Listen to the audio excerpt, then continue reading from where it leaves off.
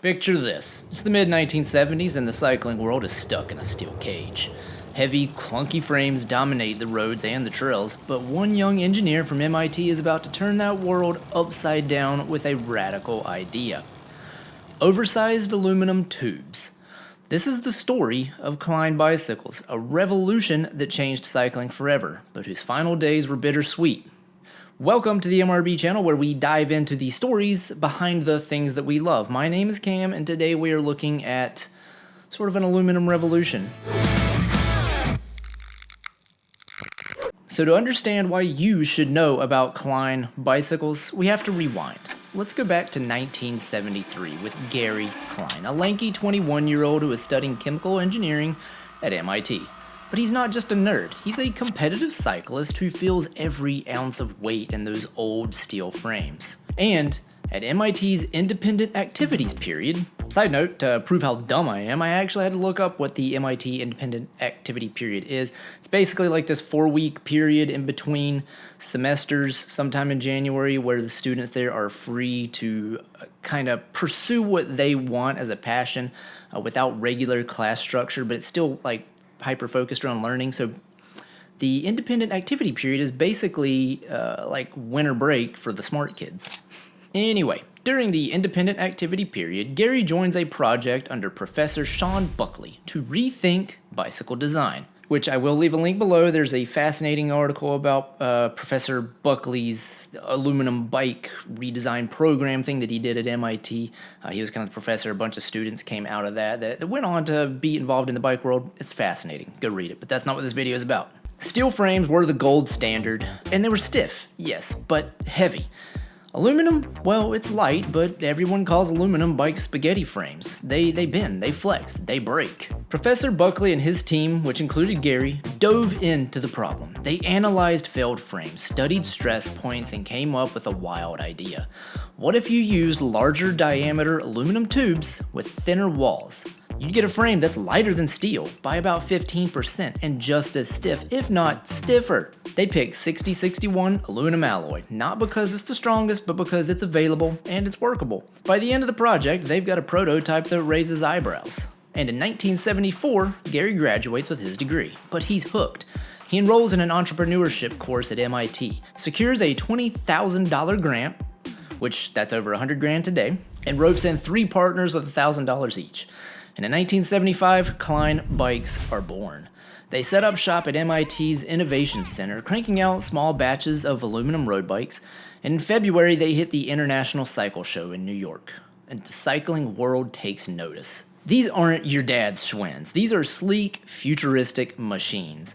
But like, you have to think at the time, this is mid-70s, and these super Cannondale-esque, big, ovalized aluminum tubes are out on these bikes. Like, that had to be a little bit of a head turner, because most everything was the thin steel tubing at the time. And in '77, he patents his oversized aluminum tube design. This isn't just a bike, it's a revolution. Fast forward to 1980, Gary relocates to Chehalis, Washington? Chehalis? Chehalis. He relocates to Chehalis, Washington, a quiet town perfect for focusing on his craftsmanship. He starts production in a barn, but by 1981, Klein Bicycle Corporation is official. A 14,000 square foot factory opens, eventually growing to 70,000 square feet with 250 employees at its peak. Klein bikes are unlike anything else. Oversized aluminum tubes welded with a special heat treatment process to keep them strong, and finished with welds so smooth they looked like they were sculpted by an artist. Then comes the paint. Oh, the paint. Klein bikes are famous for their wild, vibrant colors. Neon greens, electric blues, fiery reds, all done with urethane enamel that cost up to $1,800 a gallon. Customers could even request custom patterns, sometimes with matching bottle cages and pumps. These bikes aren't just tools, they are rolling works of art. And in the mid-80s, Klein jumps into mountain biking as the sport is exploding. Models like the Pinnacle, Adjoie, and Mantra bring the same aluminum magic to the trails. Klein also pioneered internal cable routing, hiding brakes and shifter cables inside the frame for a clean look and less drag. In 1993, the Quantum Pro road bike introduces the industry's first press-fit bottom bracket. The competition, at this point, they're scrambling to keep up. But it's not just on the technical side. Klein's bikes are dominating in other ways too. They sponsor teams like Germany's Gerolsteiner and America's Team Storm with riders like Tinker Juarez.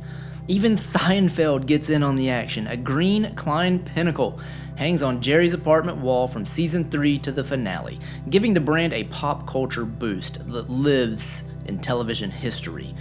I'd say this was the high point for Klein, but there was trouble brewing underneath that not everything's smooth riding.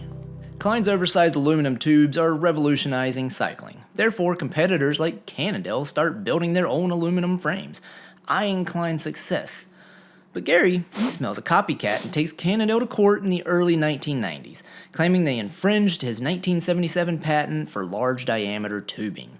He argues his design's unique proportions, thinner walls, wider tubes, sets Klein apart. But the court dismisses Klein's claims, citing prior art like the 1970s Shook bicycle frame, ruling that Klein's tubing wasn't novel enough, which, in my opinion, Cannondale probably was trying to copy Klein's successful bikes. They were beautiful, they were works of art. But it was Klein not having the foresight to see that tubing shape just isn't enough to hold up in court. So, Gary faces a setback, but he channels the loss into pushing Klein's innovation further. So by the mid-90s, Klein is a boutique brand legend. It's still, in my opinion, it is my favorite. I would label it a boutique brand, which just means a small brand. But it's really struggling to scale. Klein is in it to make the money. That's why you start a business, and he's struggling to scale it. How do I go from a small shop to a big corporation? The bikes are premium, handcrafted, and expensive, which limits their market. So what happens?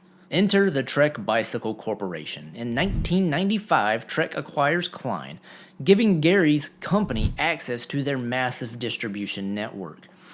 Production stays in Chehalis at first, and Klein Bikes keep their edge. But in 2002, they introduced the ZR9000 aluminum, cutting 190 grams per frame and boosting durability 5-fold. But something's changing. The Chehalis factory closes in 2002, and production moves to Trek's headquarters in Waterloo, Wisconsin. Fans of Klein start to notice something. The new Kleins with carbon fiber seat stays and mass-produced vibes, they don't feel the same. The soul of those Chehalis bikes, the custom paint, the obsessive craftsmanship, starts to fade. By 2007, Klein's distribution in the US dries up. In 2009, Trek pulls the plug. The Klein brand is gone. I did do a video a long time ago on the many brands Trek has dissolved, and Klein was one of my favorites. This is one of Trek's MOs, buy out a name like Klein, Gary Fisher, Bontrager, squeeze the life out of it, and then let it die. And ultimately, that's what happens to Klein Bikes. They revolutionized an industry, and then they were cast aside. But what about Gary Klein? After the acquisition, he stays on as a consultant until around 2012, but his role shrinks. He settles back into Chehalis, staying out of the spotlight. He supports causes like the International Mountain Bike Association, but by 2014, he's largely retired. Today, reaching Gary's tough. He's said to avoid bike-related chatter online, cherishing his privacy, which I wholeheartedly respect. But Gary, if you, for whatever reason, watch YouTube and you see this and you'd like to do a full story on Klein, I would love to do an interview. So why does Klein still matter? Why do you need to know about Klein? Because Gary Klein didn't just build bikes, he changed how they're made.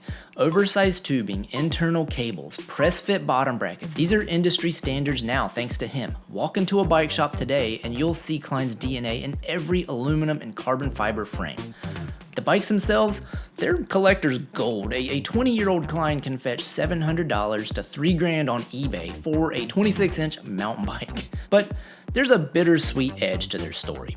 Some say Trek let Klein's spirit slip away, turning a boutique dream into just another product line. Others argue Trek kept Klein alive longer than it could have survived alone. Either way, with the end of Klein, it kind of left a void. Could Gary Klein ever come back? Maybe start a new brand? At 72, he's earned his quiet life in Chehalis. But cyclists, we can still dream. there you have it. That is the quick and dirty story about Klein mountain bikes, some of the most beautiful bikes I've ever seen. So who do you think is the modern version of Klein? Is there a modern version of Klein? I still think they are unmatched with their paint job, and the beauty of these bikes is second to none. Thank you all for the support. You know the drill. If you have made it this far, please like, subscribe, share this video. If you share the video, gets more people coming in, helps the algorithm immensely. Thank you all. See you in the next one. Love you. Bye-bye.